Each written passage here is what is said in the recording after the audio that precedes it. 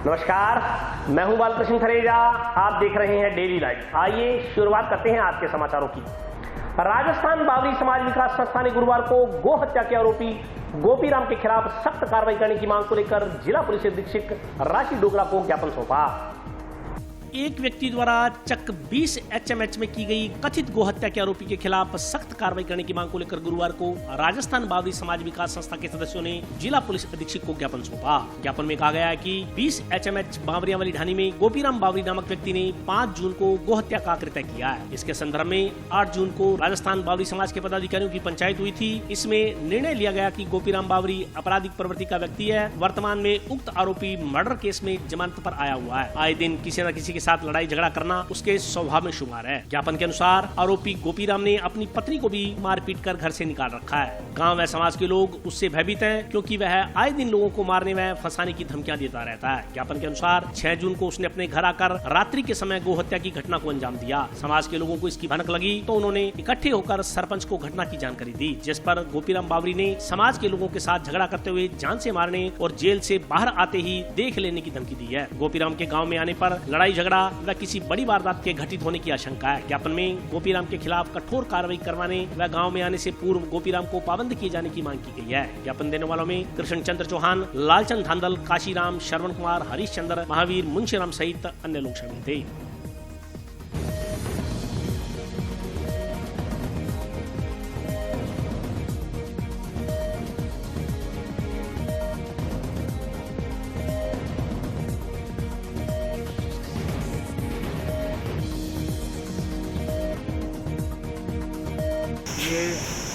आज हम हनुमानगढ़ टाउन भी HMH बावरिया वाली ढाणी में गो हत्याकांड को लेकर श्रीमान पुलिस अधीक्षक महोदय को ज्ञापन दे रहे हैं, जिसमें एक असामाजिक प्रवृत्ति का व्यक्ति गोपीराम सनोर सूरजाराम बावरी ने 6 जून को एक गो हत्याकांड की घटना को अंजाम दिया है।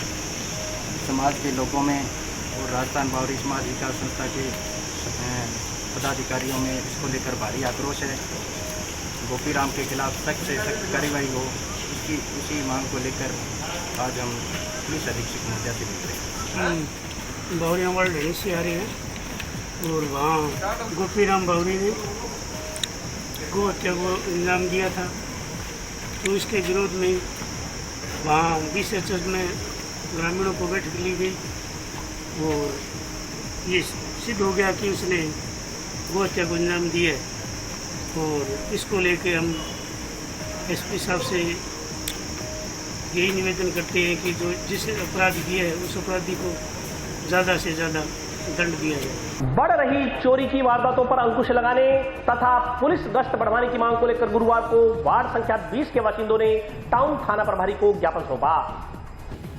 टाउन के वार्ड नंबर 20 में बढ़ रही चोरी की वारदातों से वार्डवासी भयभीत हैं। चोरी की बढ़ती वारदातों पर अंकुश लगाने की मांग को लेकर वार्डवासियों ने गुरुवार को टाउन थाना प्रभारी के नाम ASI खियाराम को मांग पत्र सौंपा। वार्डवासियों का कहना था कि वार्ड 20 व नजदीक के इलाके में चोरी की घटनाओं में बढ़ोतरी हुई है। चोर इतने बेखौफ हैं कि वार्ड में सरेआम दिन दहाड़े चोरी की वारदातों को अंजाम दे रहे हैं। नशेड़ी प्रवृत्ति के युवक नशे की पूर्ति के लिए चोरियों को अंजाम दे रहे हैं। अब से पूर्व वार्ड 20 में दुकानों व घरों में चोरी की कई घटनाएं हो चुकी हैं। इससे वार्डवासी भय के माहौल में जी रहे हैं। ज्ञापन में कहा गया है कि 3 दिन पहले 8 जून को ही वार्ड के सोन सिंह के घर के आगे खड़ी बाइक चोरी हो गई। इससे पहले पिछले माह 6 मई को भी ललित मित्तल के घर के आगे खड़ी मोटरसाइकिल 3 अज्ञात लोग दोपहर को चोरी कर ले गए। ललित मित्तल बाइक लेकर आए और घर के बाहर बाइक खड़ी कर अपने बेटे को अंदर छोड़ने गए थे। जब वे बाहर आए तो 3 अज्ञात लोग उनकी बाइक चोरी कर ले जाते नजर आए। पीछा किया लेकिन तीनों भागने में कामयाब हो गए। वहीं 8 जून को हुई बाइक चोरी की घटना भी CCTV फुटेज में कैद हो गई। एक अज्ञात नकाबपोश बाइक चुराता हुआ नजर आ रहा है। इससे चोरों के हौसले बुलंद हैं। उन्होंने थाना प्रभारी से वार्डवासियों की पीड़ा को समझते हुए इस मामले में संज्ञान लेकर चोरी की बढ़ती वारदातों पर अंकुश लगाने के लिए प्रभावी कदम उठाने की मांग की है। ज्ञापन देने वालों में हरबंस सिंह, रेशम सिंह, हरचरण सिंह, सोन सिंह, ललित कुमार, अजय कुमार, सुनील कुमार, शुभम सहित अन्य वार्डवासी मौजूद थे।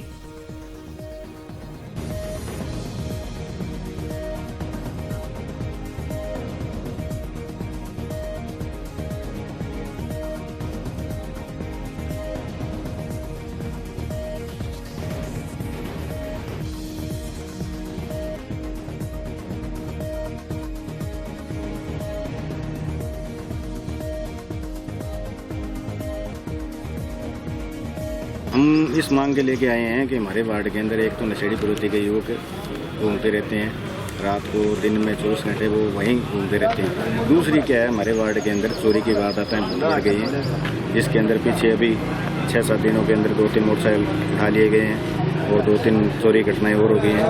उस बाबत हम सीए साहब को ज्ञापन देने आए हैं कि इन पर कार्रवाई की जाए और अंकुश लगाई जाए और जो भी जिनकी चोरी हुई है मोटरसाइकिल उनको वापस दिलवाने का प्रयास करें।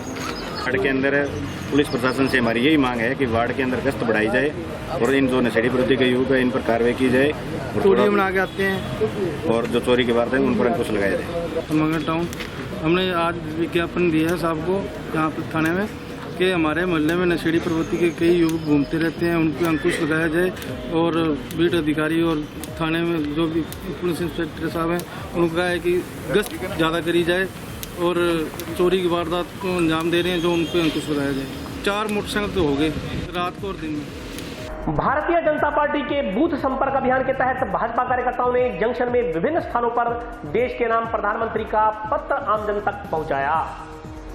भाजपा नगर मंडल जंक्शन का भाजपा बूथ संपर्क अभियान लगातार जारी है। चौथे दिन गुरुवार को वार्ड नंबर 4, 9, 10 व बूथ संख्या 66, 67, 101, 102, 103 व 104 पर प्रधानमंत्री द्वारा भेजे गए पत्रकों को वितरित किया गया। बूथ संपर्क अभियान कार्यक्रम के मुख्य अतिथि भाजपा नेता अमित शाह थे। कार्यकर्ताओं को संबोधित करते हुए उन्होंने कहा कि केंद्र की मोदी सरकार के कार्यकाल में अनेकों देश व आम जन के हित से जुड़े ऐसे फैसले लिए गए जिन्हें पिछली सरकारों ने कई वर्षों से जानबूझकर लटका रखा था। उन्होंने कार्यकर्ताओं से आह्वान किया कि मोदी सरकार की ओर से देश में आम जनता के हित में लिए गए तमाम निर्णयों को आम जन तक घर घर पहुंचाएं। इसके लिए प्रधानमंत्री नरेंद्र मोदी की ओर से जनता के नाम जारी किए गए पत्रक आम जन तक पहुंचाएं। बूथ संपर्क अभियान के दौरान भाजपा पदाधिकारियों, पार्षदों में कार्यकर्ताओं की ओर से केंद्र सरकार की उपलब्धियों को बूथ पर आम जन तक पत्रक के जरिए पहुंचाया व बताया गया। इस दौरान सुरेश महायच, जय किशन, गौरव अरोड़ा, नरेंद्र स्वामी, बंटी स्वामी, जगदीश भाट, सीताराम भाट, माणकराम, सुल्तान, मोहित सहित अन्य कार्यकर्ता मौजूद थे।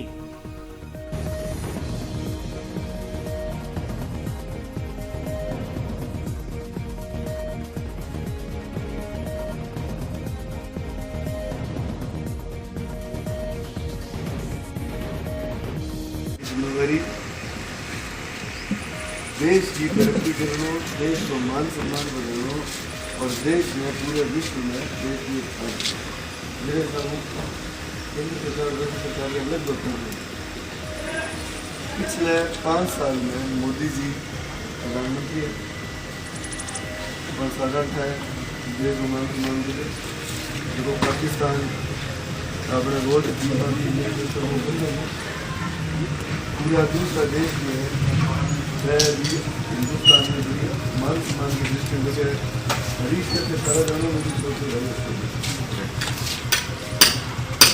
कोई भी इंसान मेरी कई बारी बात हो जाए मैं अपा पर्चे के हिसाब बंद कर लो पर लगभग पर्चे में यही बात है फोटो वो कभी पहला भेजना मोदी उतारे जनता नहीं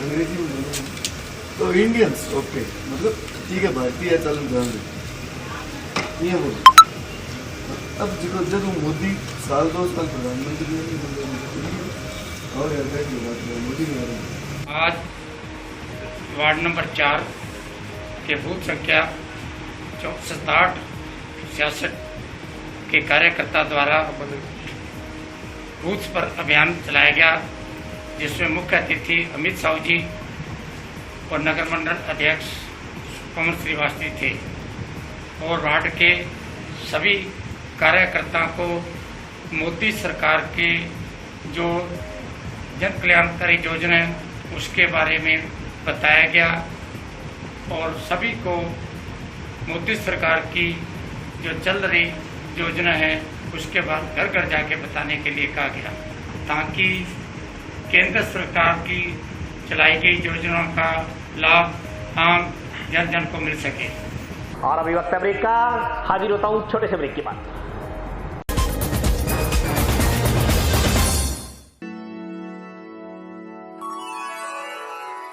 यूं तो कई बार मुझे हंसते देखा है, पर ये हंसी कुछ और है। ये गहना मुझ पर जचता है, पर ये महज एक गहना नहीं, ये रूपरेखा है मेरे मन की, हंसती खिलखिलाती लहरों की,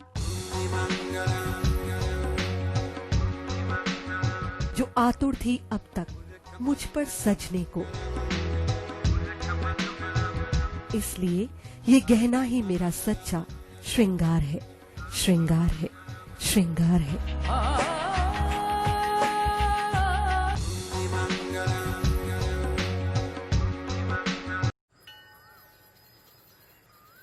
अरे बबलू, लॉकडाउन खुलते ही टहलने निकल पड़े। महामारी अभी फैली हुई है। सरपंच जी टहलने नहीं, काम पे वापस जा रहे हैं। तुझे डर नहीं लगता वायरस पकड़ लेगा? पहले थोड़ा बहुत डर लगता था, फिर पता चला कि अगर मैंने पूरी सावधानी बरती तो ये बीमारी होने की संभावना कम है। सबसे महत्वपूर्ण है ये मास्क। काम पर मास्क हमेशा पहनूंगा, समय समय पर हाथ धोता रहूंगा और दूसरों से हर वक्त कम से कम 2 गज की दूरी बनाए रखूंगा। खुद को, दूसरों को और अपने परिवार वालों को भी सुरक्षित रखूंगा। अरे भाई, मेरी जिम्मेदारी बनती है तुझे चेतावनी देना, तो दे दिया। जब देश के मेडिकल और स्वच्छता कर्मचारी रोज कोरोना वायरस से लड़ने का काम कर रहे हैं तो हमारी भी तो जिम्मेदारी बनती है अपना काम करने की। बबलू, तुझे कुछ हो गया तो? हजारों लोग इस बीमारी को हराकर ठीक हो चुके हैं और अगर किसी कारण मुझे ये बीमारी हो भी जाए तो सरकार ने अस्पताल में हमारे इलाज के लिए पर्याप्त व्यवस्था कर रखी है। ये घबराने का वक्त नहीं, एक दूसरे का हौसला बढ़ाने का वक्त है। अरे ऐसे क्या देख रहा है? तू काम पे जाएगा, मैं नहीं जाऊंगा, नाक नहीं कट जाएगी मेरी। चलो मास्क। हाँ, मास्क मास्क। अरे नाक तो ढक लो। हाँ। कोरोना वायरस से हमें लड़ाई जारी रखनी पड़ेगी और उससे डर कर नहीं, पूरी सावधानी के साथ डट कर चलिए। रुकी जिंदगी को आगे बढ़ाएं, देश को आत्मनिर्भर बनाएं। जय हिंद।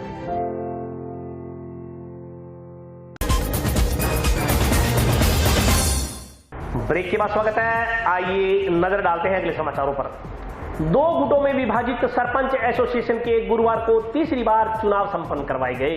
पंचायत समिति सभागार में आयोजित चुनावी बैठक में नवा के सरपंच देवेंद्र सिंह को अध्यक्ष मनोनीत किया गया।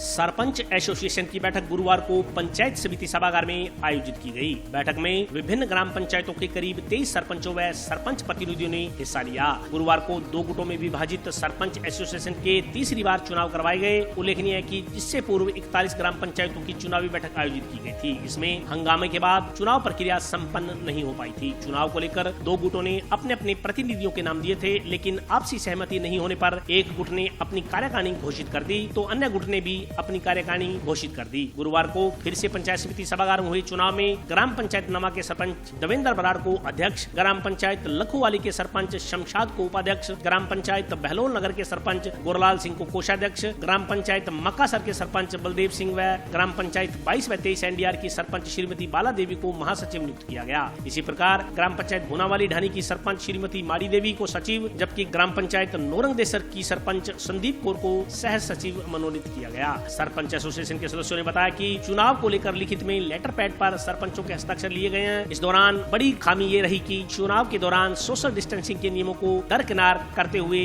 एसोसिएशन के सदस्य एक दूसरे से सटकर खड़े नजर आए।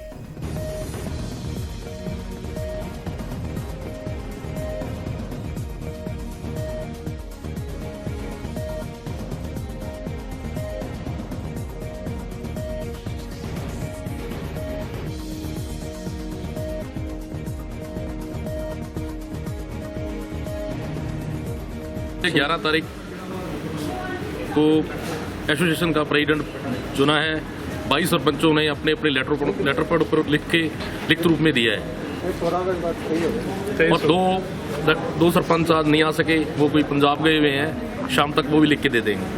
उस दिन भी मेरे साथ बहुमत इसी तरह था जी, तो वीडियो साहब नहीं थे, तो एक क्या था, तो दूसरी पार्टी थी जो उन्होंने कम सरपंच थे, अपने आप ही साइन मार के वो कर दिया उन्होंने। लिखित में लिया है, वीडियो सब भी यहाँ सब ने लिखित में दिया है। हमारे पास तो जी बहुमत में एक है, एक बात वो देखो अब क्या करते हैं क्या नहीं। सबके साथ रहेंगे जी, सबका विकास करेंगे। कलेक्टर साहब से मिलना है या कोई मिलना है, सबके साथ में मिलजुल करेंगे।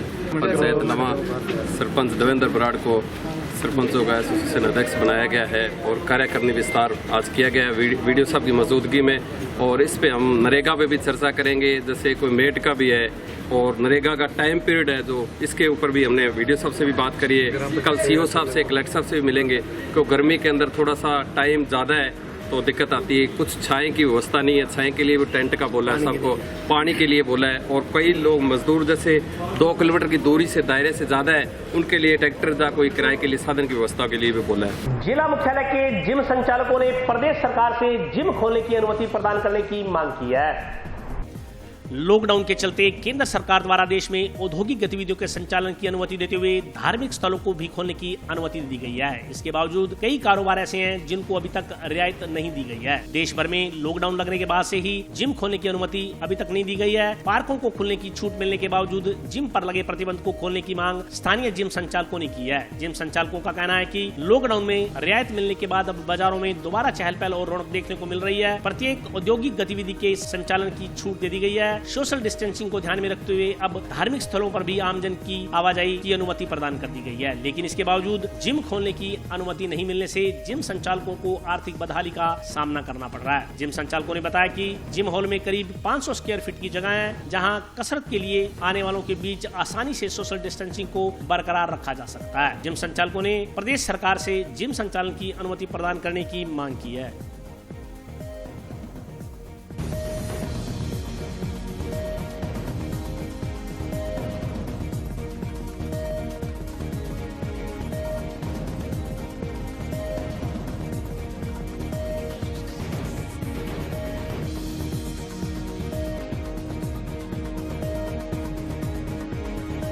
मैं सरकार से दरख्वास्त करता हूं कि हमें भी जिम खोलने की छूट दी जाए, क्योंकि सारा देश, सारा बाज़ार खुल चुका है, सारा शहर खुल चुका है। निर्देश हमें दिए जाएंगे, हम उसकी पालना करेंगे और हम चाहते हैं कि हमें भी जिम खोलने की इजाज़त मिले, जिससे कि मेरे जो दूसरे भाई लोग हैं जिम संचालक हैं वो कर्जे की मार से बचें। आज कुछ जिम संचालक ऐसे हैं जिनका घर भी किराए पर है, दुकानें भी मंथली उनका 30,000 का खर्चा पड़ रहा है किराए का, ना कि बिजली पानी में हमें छूट मिल रही है।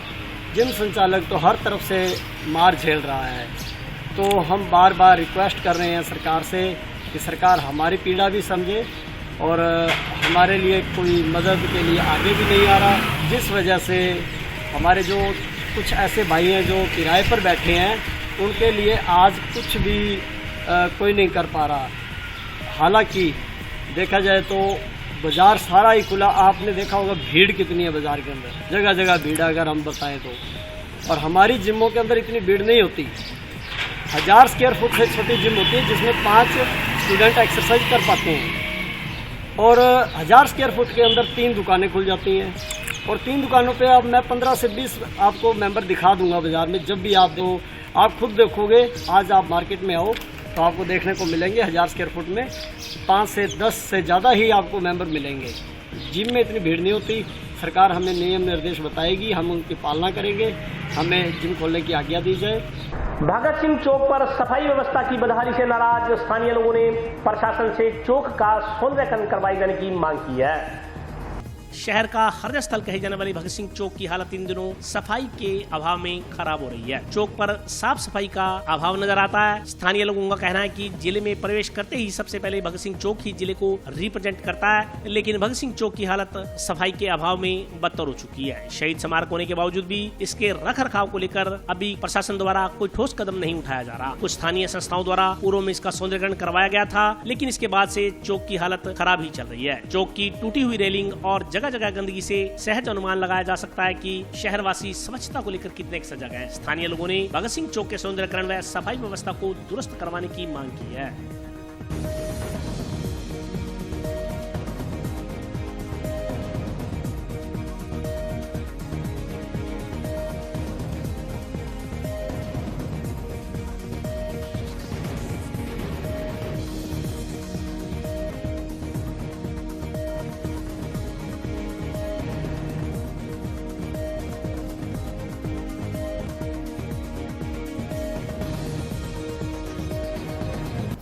चौक है मेन चौक, उस पर जो उसकी रेलिंग वगैरह सब टूटी हुई है और उस पर कोई साफ सफाई का कोई गौर नहीं किया जा रहा। हमारी इस नगर पालिका इस पे ध्यान नहीं दे पा रही, तो हम चाहते हैं कि नगर पालिका स्पेशल से चल कार्य किया जाए, चौराहा जरूर सही किया जाए। ये शहर का मुख्य आकर्षण है, तो जिस पे लोग आने जाने में सबसे पहले इस पे ही ध्यान जाता है, के कारण हमारे देश का होता है। हालांकि ये हमारे शहर पे सबसे मेन चौक है, इस पे ध्यान ना देकर पालिका अपना ना कार्य करने का प्रयास कर रही है। हम मांग करते हैं कि जल्द से जल्द कार्य हो, इसके चौक पे क्या नाम है कार्य किया जाए, रंग पेंट किया जाए और दीवारें बनवाई जाए और जल्द से जल्द इस पे घासें और सफाई किया जाए, डे वगैरह लगाए जाए और अपने शहर का नाम किया जाए और साफ किया जाए।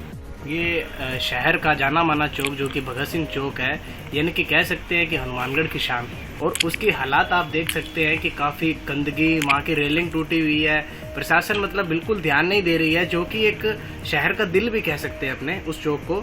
और आप देखिए कि वहाँ मतलब काफ़ी कचरा पड़ा रहता है, काफ़ी गंदगी पड़ी रहती है और कोई मतलब प्रशासन बिल्कुल ध्यान नहीं दे रहा है उस पर। तो मेरा प्रशासन से यही अनुरोध है कि आप थोड़ा सा वक्त निकालकर आप एक बार उस शहर के दिल की तरफ भी देखिए।